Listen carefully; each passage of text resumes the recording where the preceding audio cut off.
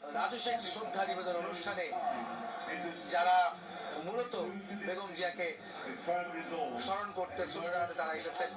আমরা পাখির চোখে অর্থাৎ ড্রোন ফুটেজে দেখছিলাম যে এই মানিক বে এভিনিউর যে তিনটি মাঠ রয়েছে অর্থাৎ সংসদ ভবনের তিনটি মাঠই কিন্তু অনেকটা পরিপূর্ণ হয়েছে, দুটি রাস্তা সম্পূর্ণ পরিপূর্ণ হয়েছে। আমরা দেখেছি মানুষের যে কাতার জানাজার জন্য ওনারা কি জিয়ার পাশে কবর দিবেন কাতার তৈরি করে দাঁড়িয়েছেন এবং সুশৃঙ্খলভাবে তারা এই জানাজায় অংশ নিচ্ছেন।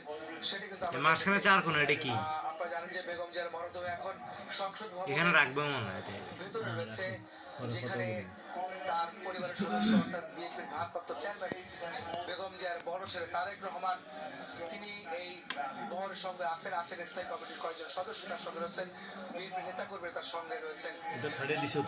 এই জানাজাকে কেন্দ্র করে যে মানুষের যে ভিড়, মানুষের যে অপেক্ষা, সেটি আমরা দেখেছি ভোর থেকে এবং গতকালকে থেকে দেখেছি তার মৃত্যুর সংবাদের পরপর দেশের বিভিন্ন অঞ্চল থেকে সাধারণ মানুষ, সমর্থক, বিএনপি কর্মীরা তারা এসেছেন, এই ঢাকামুখী হয়েছেন। আজ ভোর থেকে মানিক মিয়া এভিনিউ মুখী হয়েছেন তারা।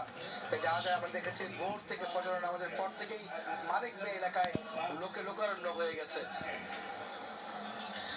আমরা দেখতে পাচ্ছিলাম এখানে যে জায়ান্ট স্ক্রিনে দেখানো হচ্ছিল, উপর থেকে ছবি নেওয়া ফুটেজগুলো দেখানো হচ্ছিল, দুটি রাস্তা সম্পূর্ণ পরিপূর্ণ হয়েছে, তিনটি মাঠ উপরে পরিপূর্ণ হয়েছে এবং একই সঙ্গে শুধু মানিক বে এভিনিউ নয়, খামারবাড়ি, ফার্ম গেট, কারণ বাজার পর্যন্ত